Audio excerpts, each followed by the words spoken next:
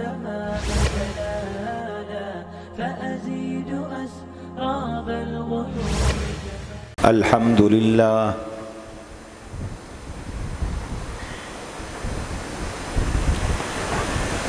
الحمد لله نحمده ونستعينه ونستغفره ونؤمن به ونتوكل عليه ونعوذ بالله من شرور أنفسنا ومن سيئات أعمالنا من يهده الله فلا مضل له ومن يضلله فلا هادي له ونشهد أن لا إله إلا الله وحده لا شريك له ونشهد أن سيدنا ومولانا محمدا عبده ورسوله صلى الله تعالى عليه وعلى آله وأصحابه وأزواجه وأتباعه وذرياته أجمعين. أما بعد فأعوذ بالله من الشيطان الرجيم. بسم الله الرحمن الرحيم. فلما بلغ معه السعي قال يا بني إني أرى في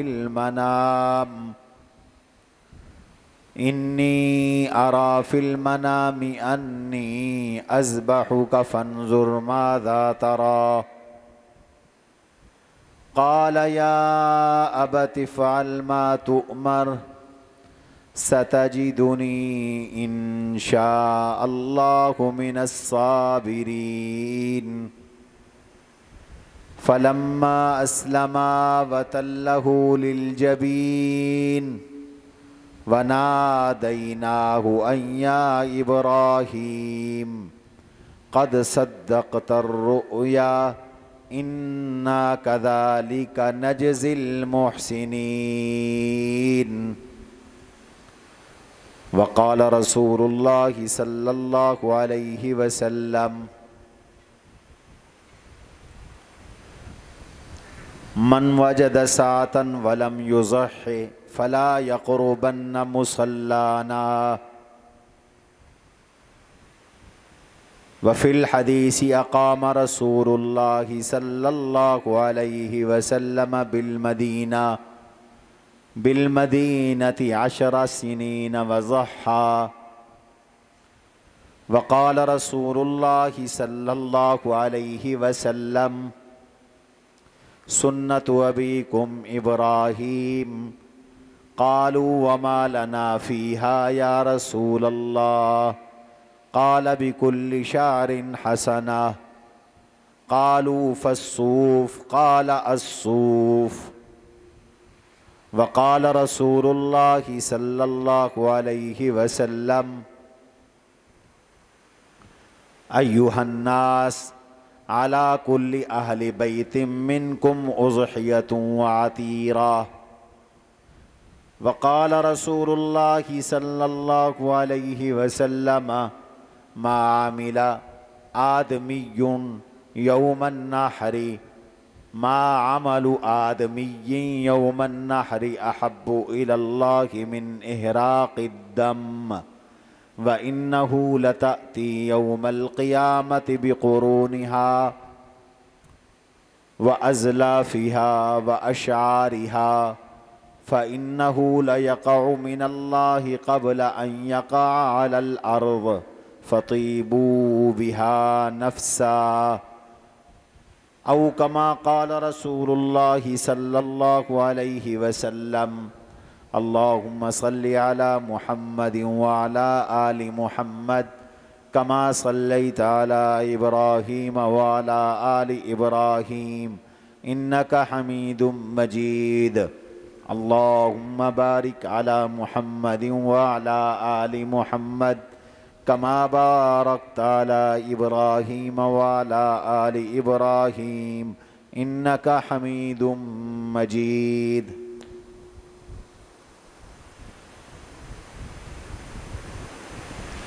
نہایت واجب الاحترام بزرگوں اور عزیز ساتھیوں، سامعین گرامی،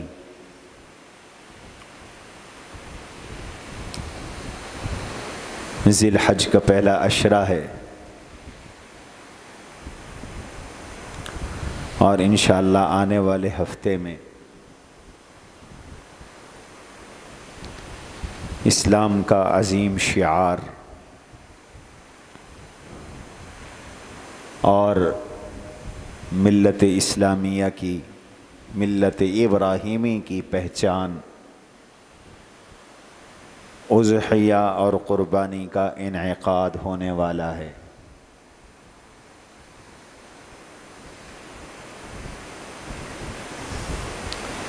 قربانی کیا ہے؟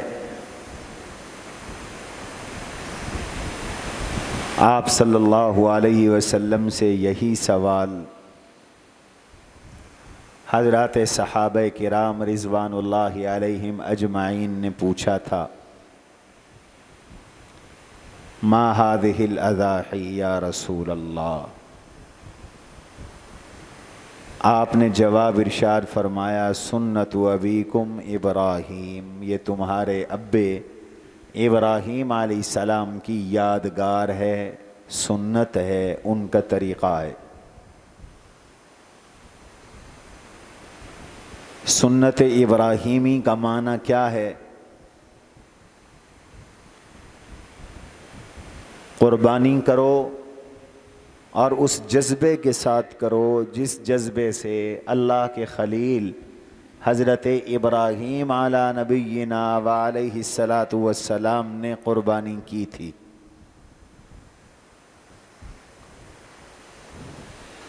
صرف جانور ذبح کرنا مقصد نہیں ہے،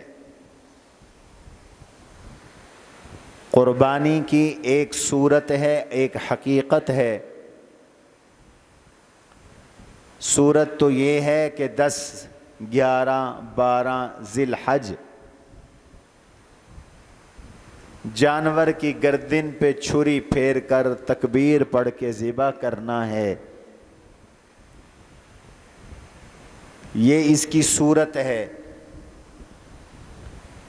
لیکن اصل مقصد حقیقت ہے، جذبہ ہے، اخلاص ہے، ایثار ہے، اللہ کے حکم کی تعمیل ہے، اور اللہ کے حکم پر اللہ کی خوشنودی کے لیے جان، مال، اولاد سب کچھ قربان کر دینے کا جذبہ ہے۔ یہ حقیقت ہے قربانی، جس سے اللہ راضی ہوتے ہیں، اللہ اپنا قرب عطا کرتے ہیں۔ حضرت ابراہیم علیہ السلام کے بارے میں ارشاد ہوا، اتخذ اللہ خلیلا، اللہ نے ابراہیم کو اپنا خلیل بنا لیا تھا۔ خلت دوستی کو کہتے ہیں، ایسی دوستی جس میں کوئی اور شریک نہ ہو۔ ابراہیم نے اللہ کو اپنا ایسا خلیل اور یار بنا لیا تھا، دوست بنا لیا تھا کہ اس میں پھر کسی اور کی شرکت نہیں تھی۔ اس کی چاہت پر اپنی چاہتوں کو قربان کرتے چلے گئے۔ اہل علم نے لکھا ہے، اللہ کے قرب میں 3 چیزیں رکاوٹ بنتی ہیں۔ اللہ کے قرب میں کبھی مال رکاوٹ بنتا ہے، کبھی اولاد رکاوٹ بنتی ہے، کبھی انسان کی اپنی جان رکاوٹ بنتی ہے۔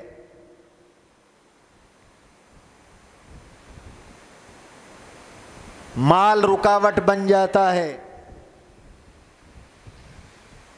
میں اللہ کا فلاں حکم پورا کروں گا تو میرے مال کو خطرہ ہے، میری دکان کو خطرہ ہے، میرے کاروبار کو خطرہ ہے، میرے بزنس کو خطرہ ہے، میری کھیتی باڑی کو خطرہ ہے، میری فصل، میرے باغ کو خطرہ ہے۔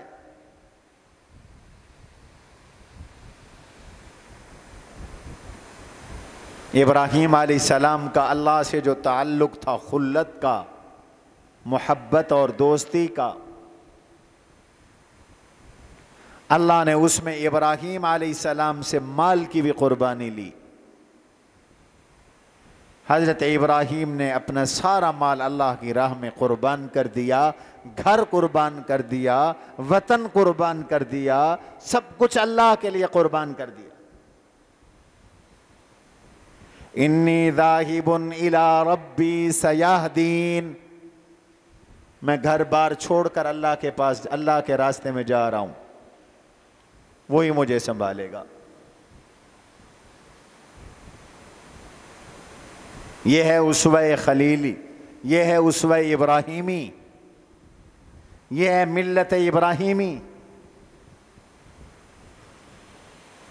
جان رکاوٹ بنتی ہے بسا اوقات اللہ کے قرب میں، اللہ سے تعلق میں، انسان کی اپنی جان اور اپنا وجود رکاوٹ بن جاتا ہے۔ سردی لگی ہے، گرمی لگی ہے،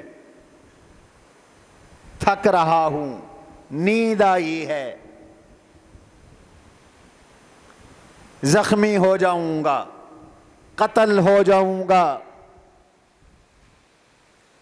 یہ جان کی رکاوٹ ہے۔ حضرت ابراہیم علیہ السلام نے اپنی جان کو بھی اللہ کے حکم اور اللہ کی محبت میں رکاوٹ نہیں بننے دیا، جان بھی دے دی، پیش کر دی جان۔ قالوا حرقوه وانصروا آلہتکم،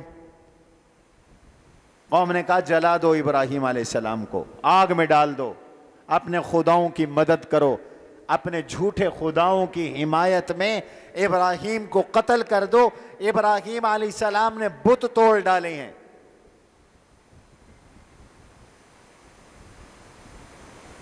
انہوں نے آگ کا چیخا تیار کیا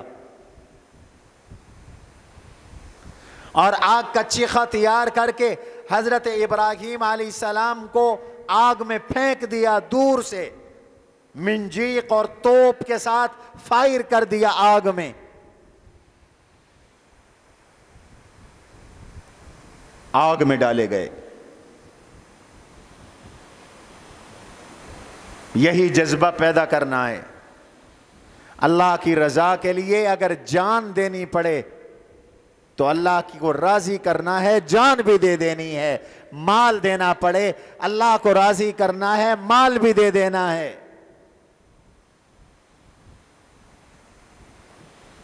آگ اتنی بلند و بالا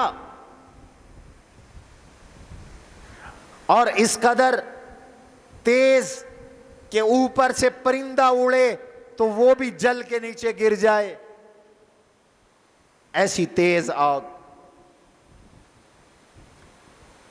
ڈال دیا آگ میں۔ قلنا یا نار کونی بردا وسلاما علی ابراہیم، دوستی اتنی پکی تھی اور اتنی گہری تھی اللہ سے۔ ایک تفسیر میں نے پڑھا، حضور علیہ السلام کو جبریل امین نے بتایا، آقا 4 مقامات پر مجھے بڑی تکلیف ہوئی، 4 مقامات پر۔ جبریل کون سے؟ فرمایا میں اللہ کے عرش کے نیچے تھا، ابراہیم علیہ السلام کو آگ کے چیخے میں ڈالا گیا، اللہ نے کہا جبریل جلدی جا، میرے خلیل کے پاس پہنچ جلدی سے، وہ آگ میں پھینک دیے گئے۔ کہاں؟ عرش معلی، 7 آسمانوں سے اوپر۔ اور کہاں آگ کا چیخا۔ اللہ نے فرشتوں کو قدرت دی ہے، فرشتوں کو طاقت دی ہے، جبریل ایک لمحے میں پہنچے۔ حضرت ابراہیم علیہ السلام سے پوچھا میرے لائق کوئی خدمت؟ فرمایا مجھے تمہاری مدد نہیں چاہیے، مجھے اللہ کی مدد چاہیے۔ یہ بڑا اونچا مقام ہے۔ فرشتوں کو بھی انکار کر دیا، میں جانوں اور میرا یار جانے۔ اور جب کوئی اللہ کو یار بنا لیتا ہے تو پھر یار ہی یار کی پرواہ کیا کرتا ہے، یار ہی یار کا ذمہ دار ہوا کرتا ہے۔ وہ تو وفادار یار ہے نا، اس کی وفاداریوں میں کوئی جھول نہیں ہے، کوئی جھول نہیں ہے۔ وہ لاج رکھتا ہے، وہ بول پورے کرتا ہے، وہ حفاظت کرتا ہے۔ دنیا مٹانا چاہتی ہے، وہ بچا دیا کرتا ہے۔ لوگ موت کے پروانے پہ دستخط کر چکے ہوتے ہیں، وہ موت کے پروانوں پہ دستخط کرنے والوں کو مار کر اپنے یاروں کو بچا کر اوپر لاتا ہے۔ اس سے تعلق تو بنا کے دیکھو، اس اللہ سے یاری تو لگا کے دیکھو۔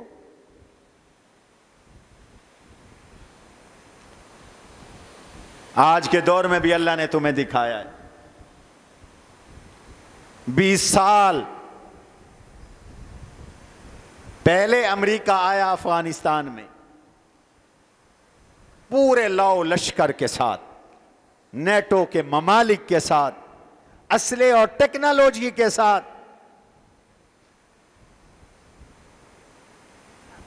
اور اس وقت یہ لبرل قسم کے لوگ ہمیں کہتے تھے مولویوں اب تم نہیں بچو گے، اب افغانستان کا کوئی ملا طالب نہیں بچے گا۔ 20 سال جخ مارا، 200 ارب ڈالر پھونک دیے، کئی ہزار فوجی اپنے قتل کروا دیے، پکے پکے آ کر بیس بنائے، جیلیں بنائیں، کیمپ بنائے۔ بالآخر 20 سال کے بعد رات کی تاریکی میں چوروں کی طرح نکل کر چلا گیا، اور آج پھر وہی بوریا نشین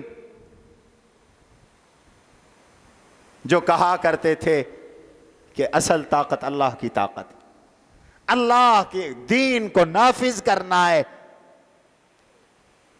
آج پھر وہی پگڑیاں اور وہی داڑھیاں اور وہی اللہ اکبر کے نعرے اور وہی سفید پرچم افغانستان میں نظر آ رہا ہے۔ تو آج کے دور میں بھی اللہ نے دکھا دیا ہے کہ جس کا تعلق رب کے ساتھ ہے اس کے مقابلے میں ٹیکنالوجی بھی فیل ہے، فوجیں بھی زیر ہیں۔ اللہ جس کو بچاتا ہے اور اللہ اپنے دین کا نام لینے والوں کی جس طرح مدد کرتا ہے، دنیا کی کوئی طاقت اسے مٹا نہیں سکتی۔ کوئی سوچ سکتا تھا کہاں امریکہ اور کہاں یہ خالی پیٹ فقیر جن کا نہ کوئی محل نہ کوئی گھر، بوریا نشین، یہ اللہ سے تعلق کی برکت ہے۔ آج بھی قرآن کہہ رہا ہے کم من فئۃ قلیلۃ غلبت فئۃ کثیرۃ بإذن اللہ، کم من فئۃ قلیلۃ، کتنی چھوٹی چھوٹی جماعتیں ہیں، اللہ والی جماعتیں، غلبت فئۃ کثیرۃ بإذن اللہ، اللہ انہیں بڑی بڑی جماعتوں پہ غلبہ عطا کرتا ہے۔ کیا ہے اللہ نے غلبہ عطا کہ نہیں کیا؟ یہی منظر بدر میں تھا، فدائے بدر پیدا کر، فرشتے تیری نصرت کو اتر سکتے ہیں گردوں سے قطار اندر قطار اب بھی۔ لا تکونوا کالذین خرجوا بطرا ورئاء الناس، اکڑتے ہوئے آئے تھے، اپنی طاقت لوگوں کو دکھاتے ہوئے آئے تھے۔ آج بھی اسی طرح یہ آئے، جیسے وہ دم دبا کے بھاگے ایسے یہ بھی دم دبا کے بھاگے۔ ابراہیم علیہ السلام کا اللہ سے تعلق تھا، کوئی واسطہ نہیں قبول کیا، آواز آئی قلنا یا نار کونی بردا و سلاما علی ابراہیم، آگ گلزار ہو گئی۔ کبھی کبھی اللہ دکھاتے ہیں کہ اسباب کا اثر بھی ختم ہو جاتا ہے جب رب چاہتے ہیں، اس لیے کہ مؤثر حقیقی اللہ کی ذات ہے۔ تو جبریل نے فرمایا مجھے اس موقع پر بہت اضطراب ہوا، پریشانی ہوئی، اور حضرت دوسرا موقع تھا جب حضرت اسماعیل علیہ السلام کی گردن پہ استرا اور چھری حضرت ابراہیم نے رکھ دی تھی، میں عرش کے نیچے تھا، مجھے رب جلیل نے فرمایا جبریل جلدی جا، میرے اسماعیل کی گردن پہ چھری آ گئی ہے، اور میں وہاں سے دوڑ کے پہنچا۔ اور تیسرا مقام تھا جب آپ کا لہو بہ رہا تھا احد کے اندر، مجھے رب نے کہا جبریل جلدی جا، میرے حبیب کا لہو اگر زمین پہ گر گیا تو اس زمین سے سبزہ ختم ہو جائے گا، یہ زمین کچھ نہیں اگائے گی، درخت اور نباتات ختم ہو جائیں گے۔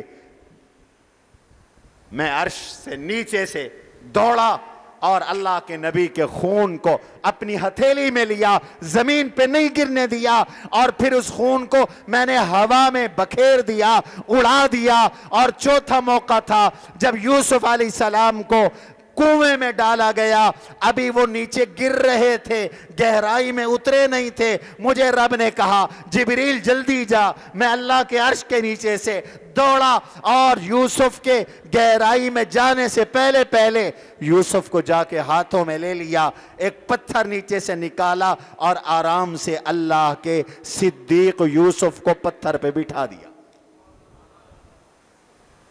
اللہ اپنے پیاروں کا یوں خیال کرتے، مال رکاوٹ بننے لگا، مال قربان، اور اگر جان رکاوٹ بنے تو جان قربان۔ ابراہیم علیہ السلام نے جان بھی پیش کر دی اور آگ کے چیخے میں ڈال دیے گئے۔ اور تیسری رکاوٹ اولاد ہوتی ہے، اللہ کے حکم ٹوٹتے ہیں اولاد کی وجہ سے، اللہ کے قرب میں رکاوٹ اولاد بنتی ہے۔ لوگ اولاد کے لیے حرام کماتے ہیں، اولاد کے لیے رشوت لیتے ہیں، اولاد کے لیے سود پہ قرضے لیتے ہیں، سود پہ قرضے دیتے ہیں، اولاد کو اچھا دیکھنے کے لیے حلال حرام کا فرق ختم کر دیتے ہیں۔ حضرت ابراہیم علیہ السلام کی سنت یہ ہے، اللہ کے قرب میں اگر رب کی چاہت ہو تو اولاد بھی قربان کر دو۔ اب وہی بچہ جس کو 90 برس کی عمر تک رب سے مانگتے رہے، چاہتوں والا بچہ اللہ نے دیا، اور وہ تھوڑا سا چلنے لگا تو حکم آ گیا یہ بھی چاہیے، مانگ لیا اللہ نے، یہ بھی مجھے چاہیے، مال چاہیے دے دیا، جان چاہیے پیش کر دی، بچہ بھی چاہیے۔ دل پہ ہاتھ رکھو، بچوں والے ہو، معصوم سا بچہ، چاہتوں سے لیا ہوا بچہ، رب نے بچہ مانگ لیا۔ فَلَمَّا بَلَغَ مَعَهُ السَّعْيَ قَالَ يَا بُنَيَّ إِنِّي أَرَىٰ فِي الْمَنَامِ أَنِّي أَذْبَحُكَ فَانْظُرْ مَاذَا تَرَىٰ۔ نبی کا خواب وہی ہوتا ہے۔ 8 کی رات خواب دیکھا، بیٹے کی گردن پہ چھری چلا رہا ہوں، صبح نیند سے اٹھے تو تذبذب تھا، کیا کروں؟ اس لیے 8 ذی الحجہ کو فقہا کی اصطلاح میں تم طالب علم پڑھتے ہو یوم الترویہ کہتے ہیں. ترویہ کا معنی شک کا دن. یہ یوم الترویہ ہے، شک کا دن. نویں کی رات آئی، پھر سوئے، پھر وہی خواب دیکھا.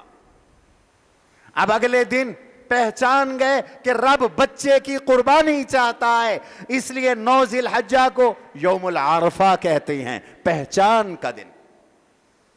اس دن پہچان گئے کہ رب کا حکم ہے. 10 کی رات کو پھر یہی خواب دیکھا. اگلے دن صبح بچہ قربان کرنے کا فیصلہ کر لیا، اس لیے 10 ذی الحج کو یوم النحر کہتے ہیں، قربانی کا دن. اب صاحبزادے کو بلا کر کہا، یا بنیا، پیارے بیٹے، انی ارا فی المنامی، خواب میں دکھایا گیا ہوں. اللہ نے وحی فرمائی ہے. وحی کی قسموں میں ایک قسم ہے الرؤیا الصالحہ، اچھے خواب. نبی کا خواب اللہ کا حکم ہوتا ہے. میرا اور آپ کا خواب سچا بھی ہو سکتا ہے، جھوٹا بھی ہو سکتا ہے. نبی کا کوئی خواب جھوٹا نہیں ہوتا. عزیزم، رب نے خواب میں دکھایا ہے میں آپ کو ذبح کر رہا ہوں. آگے اولاد بھی تربیت والی تھی. قال یا ابت افعل ما تؤمر ستجدنی انشاء اللہ من الصابرین. ابا جی تو پھر رکاوٹ کس چیز کی ہے؟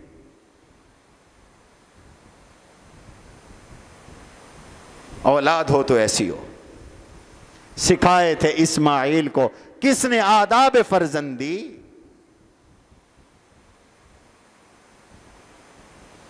حضرت اسماعیل علیہ السلام نے بھی تردد نہیں کیا، یہ نہیں فرمایا بابا میرا کیا قصور ہے. ابراہیم نے بھی اللہ کو یہ نہیں کہا کہ اللہ میاں میرے بچے کا کیا قصور ہے. حضرت حاجرہ نے بھی یہ نہیں کہا اپنے شوہر کو کہ میرے بے گناہ بے قصور معصوم بچے کو کیوں قتل کر رہے ہو. نہ باپ نے اعتراض کیا، نہ ماں نے اعتراض کیا، نہ بیٹے نے اعتراض کیا. یہی رب چاہتا ہے جو میں کہتا جاؤں بندہ مانتا چلا جائے. یہی ملت ابراہیمی ہے. ملت ابراہیمی کیا ہے؟ قرآن نے خود بتایا. اذ قال له ربه اسلم قال اسلمت لرب العالمین. ملت ابراہیمی یہ ہے کہ رب جو کہے بندہ مان لے. اللہ کی چاہت پر اپنی چاہت قربان کر دے. یہی ملت ابراہیمی. اللہ نے بچہ مانگا، ابراہیم دینے کے لیے تیار، بچہ ذبح ہونے کے لیے تیار. یہی فرما برداری، یہی ملت ابراہیمی. آج دنیا بڑی پریشان ہے. میں نے پچھلے سال اس موضوع پہ 1 گھنٹہ بیان کیا تھا. اس سال میں تکرار نہیں کر رہا. دنیا بڑی پریشان ہے. یہ پریشانیاں کیوں ہوتی ہیں؟ یہ پریشانی اس لیے آتی ہے کہ اللہ کی چاہت سے بندہ ٹکراتا ہے، پریشان ہوتا ہے. رب کی چاہت سے جو ٹکرائے گا تو پریشان ہوگا. اللہ کی چاہت پر راضی رہو تو کوئی پریشانی نہیں. اللہ کے فیصلے پہ راضی رہنے کا نام ملت ابراہیمی ہے. اللہ نے دولت نہیں دی، یہ چاہتا ہے مجھے دولت ملے. اب یہ اللہ کی چاہت سے ٹکرا رہا ہے، پریشانی تو آئے گی. ملت ابراہیمی یہ ہے کہ میرا مولا میں اسی قابل تھا، مجھے جس حال میں تو نے رکھا ہے میں تجھ پہ خوش ہوں. مجھے نہیں چاہیے جو تو دے گا، مجھے وہ چاہیے جو تو نہیں چاہتا میرے لیے مجھے نہیں چاہیے. کوئی پریشانی نہیں. اللہ تعالی صدمہ دے رہا ہے. قریبی عزیز چلا گیا. اب یہ کہتا ہے کیوں گیا؟ لٹ گیا، میں مر گیا. ہائے اللہ کو میں ملا تھا، ہائے اللہ نے میری بیوی کو لینا تھا، میرے بابا کو لینا تھا، میرے بیٹے کو لینا تھا، اللہ کو کوئی اور نہیں ملا، تو یہ رب سے مقابلہ کر رہا ہے، اور جو رب سے مقابلہ کرتا ہے وہ جیت نہیں سکتا، جو رب سے مقابلہ کرتا ہے وہ سکون نہیں پا سکتا، جو رب سے مقابلہ کرتا ہے اسے کوئی امن نہیں ملتا۔ ارے تو بندہ ہے، وہ رب ہے، بندے کو ماننا سجتا ہے، جچتا ہے، اور ابراہیم کا یہ درس ہے، یہ سبق ہے۔ اذ قال لہ ربہ اسلم، وہ کہے کہ تو میرا بن جا، تو کہے میں تیرا بن گیا، تو خوشی دے تو تیری عطا، تو غمی دے تو تیری عطا، تو دے دے تو تیری عطا، تو لے لے تو تیری عطا، تو مجھے جس حال میں رکھے میں تجھ پہ خوش ہوں، اب کوئی پریشانی نہیں آئے گی، اللہ کی قسم کوئی پریشانی نہیں آئے گی۔ اس لیے حضور علیہ السلام نے اللہ سے دعا مانگی، اللہم ارزنی بقضائک، یا اللہ جو تیرا فیصلہ ہے مجھے اس پہ خوش رہنے والا بنا، جو بھی فیصلہ ہے اللہ کا میرے اور آپ کے بارے میں، میرے اللہ کا جو فیصلہ ہے اس پہ خوش رہنے والا بنا، میں اس پہ خوش رہوں۔ جب مزاج یہ بن جائے کہ اللہ کے فیصلے پہ خوش رہنا ہے، پھر کوئی پریشانی نہیں ہوگی، کوئی صدمہ نہیں ہوگا، کوئی تکلیف نہیں ہوگی۔ ہماری حیثیت کیا ہے؟ ہمارا تو وجود بھی اس کی رحمت ہے۔ زندہ کنی عطائے تو، یا اللہ تو نے زندہ کیا، یہ تیری عطا ہے، میں اس قابل کہاں تھا کہ مجھے وجود ملتا، میرا وجود تیری عطا ہے۔ میرا اللہ، میرا دل تجھ پر فدا ہے، دل شدہ فدا ہے تو، میرا دل تجھ پر فدا ہے، تو جو کہے گا میں مانوں گا، جو تو چاہے گا میں خوش ہو جاؤں گا۔ یہ ہے ملت ابراہیمی۔ رب نے جان دی، مانگ رہا ہے دے دو، یہ ہے فرما برداری۔ مال دیا، مانگ رہا ہے قربان کر دو، یہ ہے ملت ابراہیم۔ ابراہیم تو ماننے والے تھے نا، اسماعیل بھی ماننے والے تھے، اس لیے فرمایا فَلَمَّا أَسْلَمَا وَتَلَّهُ لِلْجَبِينِ، باپ نے بھی بات مان لی رب کی، بیٹے نے بھی رب کی بات مان لی، باپ بھی فرما بردار، بیٹا بھی فرما بردار۔ اسماعیل علیہ السلام نے کہا ابا جان مجھے باندھ دو، اپنے کپڑے اکٹھے کر لو تاکہ میرے خون کے چھینٹے آپ کے کپڑوں پہ نہ پڑیں۔ کیسا فرما بردار بیٹا ہے، ذبح ہوتے ہوئے بھی باپ کا خیال ہے۔ ابا جان میری امی کی تسلی کے لیے میرا کرتا مناسب ہو تو میری امی کو دے دینا، شاید اسے کچھ صبر آ جائے، میری امی کو تسلی آ جائے۔ اچھا ابا جان میرا جو چہرہ ہے وہ اوپر نہ رکھیں، کہیں میرے منہ کو دیکھ کر آپ کی شفقت پدری جوش مارے اور اللہ کے حکم کی تعمیل میں کوتاہی ہو جائے، اور کہیں میں اس چھری کو دیکھوں اور میں اس ذبح ہونے کو دیکھوں تو کہیں میں بے صبر ہو جاؤں اور اللہ کے حکم کی ادائیگی میں کچھ کوتاہی ہو جائے۔ آپ میری پیشانی زمین پہ کر کر اوپر سے چھری چلائے، اوپر سے اس طرح چلائے، پیشانی زمین پہ رکھ دی، اور پیشانی زمین پہ رکھ کر کے بعض روایات میں استرے کا ذکر ہے، بعد میں چھری کا ذکر ہے، زور لگایا، چھری چل نہیں رہی۔ بچے نے پہلے یہ بھی کہہ دیا تھا ابا جان ذرا چھری کو اچھی طرح پتھر سے تیز کر لیں تاکہ جلدی اللہ کا حکم پورا ہو جائے، تاخیر نہ ہو۔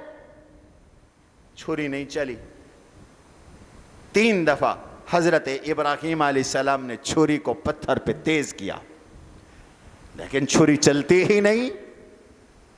کیوں نہیں چلتی؟ وہ چلنے ہی نہیں دیتا۔ معلوم ہوا کہ دنیا کے تمام اسباب تب مؤثر ہیں جب تک وہ چاہے، اور اگر وہ نہ چاہے تو آگ جلاتی نہیں، ابراہیم کو چھری کاٹتی نہیں، اسماعیل کو۔ ایسے ہے کہ نہیں ہے؟ تو چھری میں کوئی کمال نہیں کہ وہ کاٹتی ہے، آگ میں کوئی کمال نہیں وہ جلاتی ہے، سمندر اور دریا میں کوئی کمال نہیں وہ ڈباتے ہیں۔ کمال میرے اللہ کے پاس ہے، جس نے دریا کو ڈوبنے کی، آگ کو جلانے کی، چھری کو کاٹنے کی طاقت دی، اور وہ طاقت چھین کر یہ بتلا دیتا ہے۔ وہ دیکھو میرے نبی کے صحابہ اپنے گھوڑے سمندر میں ڈال کے جا رہے ہیں، اور اس دور میں بھی سمندر جلاتا نہیں ہے، سمندر ڈوباتا نہیں ہے، کوئی ایک نہیں ڈوبا اور دریا پار کر گئے۔ طاقت کس کے پاس ہے؟ سارے بولو، اللہ کے پاس۔ حضرت ابو بکر صدیق کا دور تھا، ابو مسلم خولانی مدینہ کے باشندے تھے، وہ جھوٹی نبوت کے دعوے دار سے لڑنے گئے، گرفتار ہو گئے، اور جب گرفتار ہوئے تو اس شخص نے آگ کا چیخا جلوایا، اور حضرت ابو مسلم خولانی کو یمن میں آگ کے چیخے میں ڈالا گیا۔ ابو مسلم خولانی کا آگ بھی نہ جلا، بال بھی نہ جلا، رہا ہو کر آئے، حضرت عمر سے مسجد نبوی میں ملے، پوچھا کون ہو، کہاں سے آئے ہو؟ کہنے لگے ابو مسلم خولانی ہوں، یمن سے آ رہا ہوں۔ اس بندے کی تجھے خبر ہے کہ جس کو مسلمہ نے آگ میں ڈالا تھا اور اس کا کوئی بال بھی نہیں جلا؟ کہنے لگے الحمدللہ وہ میں ہی تو ہوں۔ کہنے لگے اللہ تیرا شکر ہے، تو نے اس امت کے خلیل کی بھی مجھے زیارت کروا دی۔ آج بھی ہو سکتا ہے۔ اتنے میں دیکھا چھری تو نہیں چل رہی، دیکھا چھری اور ہاتھ دمبے کی گردن پہ ہے، دمبے کی گردن پہ ہے چھری اور ہاتھ۔ جبریل امین نے، اور چھری اس کی گردن پہ چل رہی ہے، جبریل امین کو اللہ کی قدرت پر ران آ گیا، اور وہ چیخ کے بولے اللہ اکبر اللہ اکبر اللہ اکبر اللہ اکبر۔ اور اسماعیل علیہ السلام نے دیکھا تو وہ کہنے لگے لا الہ الا اللہ اللہ اکبر۔ اور ابراہیم کو جب پتہ چلا تو انہوں نے بھی کہا اللہ اکبر وللہ الحمد۔ یہ ذکر، یہ تکبیر، جبریل امین، ابراہیم علیہ السلام اور اسماعیل علیہ السلام، تین مقدس شخصیات کا ذکر ہے۔ جبریل نے کہا اللہ اکبر اللہ اکبر اللہ اکبر اللہ اکبر لا الہ الا اللہ اللہ اکبر۔ اللہ تو کتنا بڑا ہے، اسماعیل بچ گیا، دمبا آ گیا، اللہ تو کتنا بڑا ہے، لا الہ الا اللہ، اللہ تیرے سوا نہ کوئی طاقت والا نہ کوئی عبادت کے لائق، اللہ تو کتنا بڑا ہے۔ اور اسماعیل علیہ السلام نے بھی کہا لا الہ الا اللہ اللہ اکبر، اور ابراہیم نے شکرانے میں کہا اللہ اکبر وللہ الحمد۔ اب اس عمل کو زندہ رکھا گیا ہے، وہ عمل زندہ ہے۔ فرمایا اسماعیل نے بھی ابراہیم نے بھی قربانی کی، تم بھی قربانی کرو، اور قربانی میں جو انہوں نے ذکر کیا تم ایام تشریق میں وہ ذکر کیا کرو۔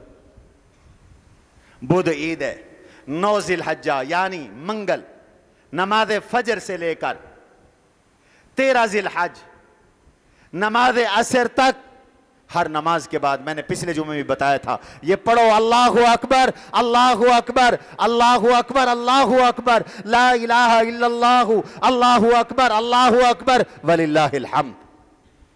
یہ ذکر بھی زندہ۔ جب ذبح کرنے کے لیے جا رہے تھے تو شیطان نے 3 دفعہ وسوسے ڈالے، ابراہیم نے 7 کنکر اٹھا کے مارے۔ بعد روایات میں آتا ہے حضرت ہاجرہ کو بھی وسوسہ ڈالا، انہوں نے بھی مارے 7 کنکر۔ اسماعیل کو وسوسہ ڈالا، انہوں نے بھی 7 کنکر۔ آج اللہ نے وہ ادا بھی زندہ رکھی ہے، مینا کے اندر تینوں جمرات کو حاجی کنکر مارتے۔ ادائیں زندہ ہے. فرمایا قربانی کرو. یہ تمہارے ابے ابراہیم کی سنت ہے. حضرت ہمیں کیا ملے گا؟ ہر بال کے بدلے نیکی ملے گی. اور کیا ملے گا؟ ابھی اس کا خون زمین پہ نہیں گرے گا، یہ پہلے قبول ہو جائے گا، تم بخشے جاؤ گے. اچھا کیا قربانی ہے؟ میرے آقا نے فرمایا 10 ذی الحجہ کو بڑے سے بڑی عبادت بھی اس کا درجہ بعد میں ہے. اللہ کو قربانی کرنا یہ زیادہ پیارا لگتا ہے. جانور قربان کرو، خون بہاؤ.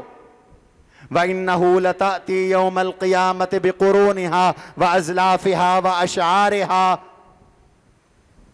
اس کے تمام اجزاء تمہاری نیکیوں میں ڈالے جائیں گے.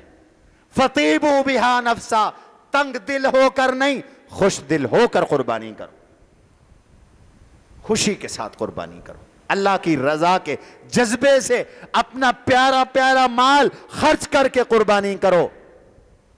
حکیم الامت حضرت تھانوی فرماتے ہیں ایک چیز ہے قربانی کی صحت، ایک چیز ہے قربانی کی قبولیت.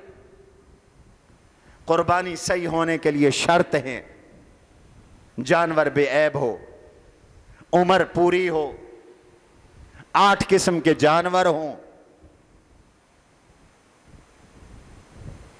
بھیڑ دمبا 6 مہینے کا، بکرا 1 سال کا، گائے بھینس 2 سال کی، اونٹ 5 سال کا. نماز عید کے بعد قربانی کرو تب صحیح ہوگی. عید سے پہلے قربانی ٹھیک نہیں ہوتی.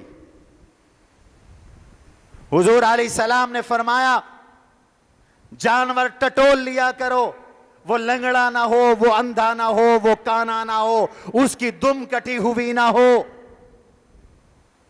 بے عیب جانور ہو، خنثی مشکل نہ ہو. ہیجڑے جانور کی قربانی جائز نہیں ہے. سینگ 1/3 سے زیادہ کٹا ہوا ہے، قربانی جائز نہیں ہے. 4 تھنوں میں 2 تھن خراب ہیں، قربانی جائز نہیں ہے. 1 تھن خراب ہے، 3 ٹھیک ہیں، قربانی جائز ہے. بکری کا 1 تھن خراب ہو، قربانی جائز نہیں ہے. جانور اندھا ہو، قربانی جائز نہیں ہے. کانا ہو، قربانی جائز نہیں ہے. دم 1/3 یا 1/3 سے زائد کٹی ہوئی ہو، قربانی جائز نہیں ہے. خسی جانور کی قربانی جائز نہیں بلکہ افضل. حضور نے خود خسی دمبوں کی قربانی کی. ضحى رسول اللہ صلی اللہ علیہ وسلم کبشین املحین موجزین. حضور نے 2 مینڈھوں کی قربانی کی. کبشین 2 مینڈھے تھے، املحین سیاہ سفید رنگ کے تھے، اقرنین سینگوں والے تھے، موجزین حدیث میں آتا ہے خسی تھے. بعض لوگوں کو خام خواہ کا یہ اشکال ہو جاتا ہے کہ خسی جانور کی قربانی جائز نہیں ہے. اور اسی طرح اگر کمزور ہے، چل کے نہیں جا سکتا قربان گاہ تک، اس کی بھی قربانی جائز نہیں. اس طرح قربانی ہو تب صحیح ہوگی، ورنہ قربانی صحیح نہیں ہوگی. اور ایک چیز ہے جانور کی قربانی کی قبولیت. قربانی قبول تب ہوگی جب دل کھول کر قربانی کرو، خوش ہو کر قربانی کرو، رو رو کے قربانی نہ کرو. ہائے اوئے ہوئے ہوئے 20,000 کا بکرا آ گیا، اوئے ہوئے ہوئے 30,000 کا بکرا آ گیا. یہ کہنے سے قربانی قبول نہیں ہوتی. خوش ہو کے قربانی کرو. فطیبوا بہا نفسا. اور پیچھے وہی جذبہ، اللہ تو نے مجھ سے جانور مانگا، میں جانور دے رہا ہوں. اگر میری جان مانگے حاضر، میرا مال مانگے حاضر، میری اولاد مانگے اللہ کے لیے وہ بھی حاضر. پیچھے یہ جذبہ پیچھے یہ جذبہ موجزن کر لو. اس جذبے کو دل میں بٹھا لو، اس جذبے سے قربانی کرو.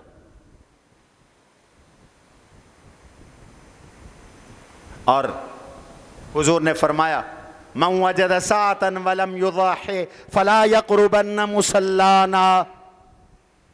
جس کو اللہ نے وسعت دی ہے اور وہ قربانی نہیں کرتا، کنجوسی کرتا ہے، بخل کرتا ہے، قربانی نہیں کرتا، وہ ہماری عیدگاہ کے قریب نہ آئے، اس کو عید پڑھنے کا کوئی حق نہیں ہے۔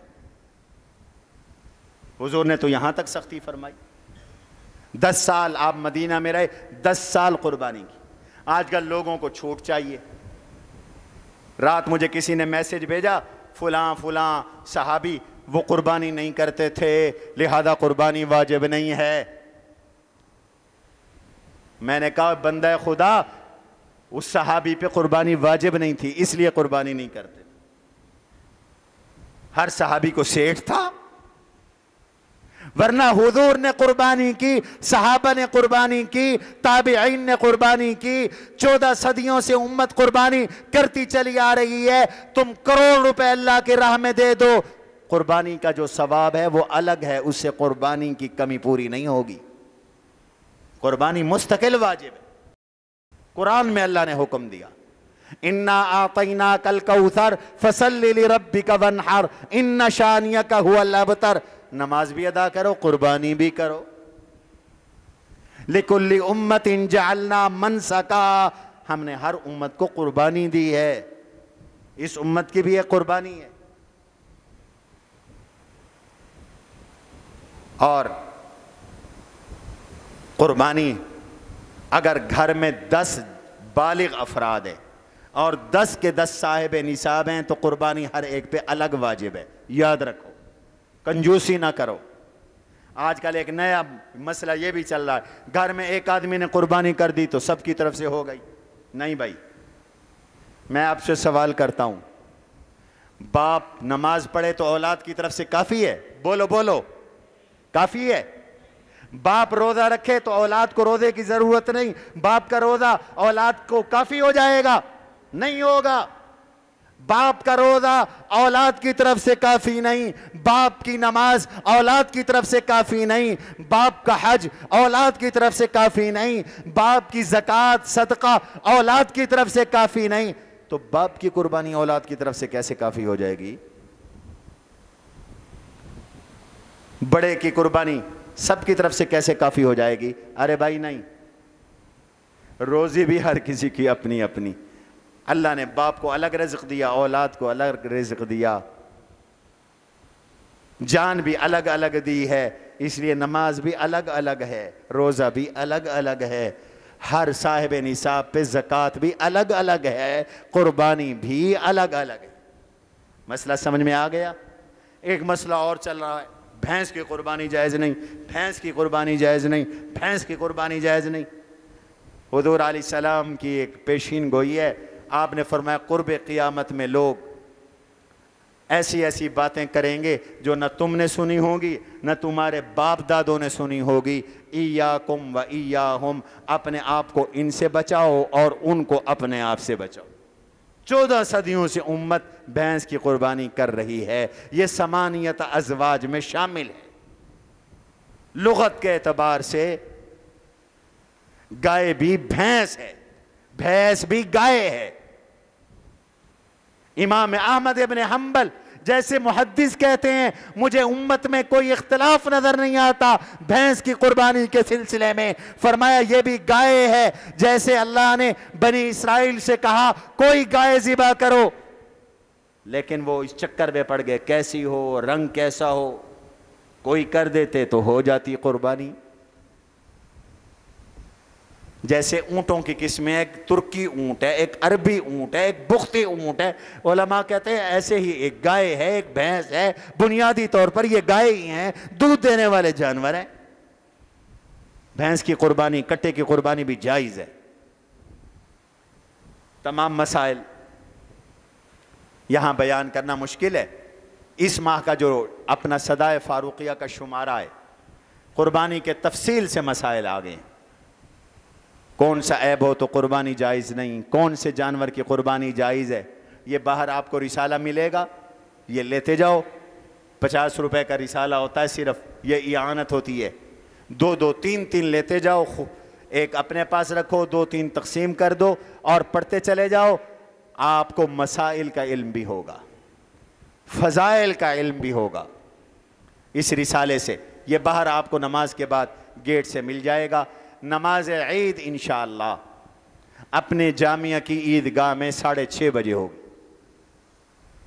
چونکہ سنت عمل یہ ہے کہ جلدی عید پڑھو اور پھر قربانی کرو اور اپنے قربانی کے جانور کے گوشت سے ناشتہ کرو۔ حضور علیہ السلام عید الضحیٰ کے دن قربانی کے گوشت سے ناشتہ کیا کرتے تھے جلدی عید پڑھ کر۔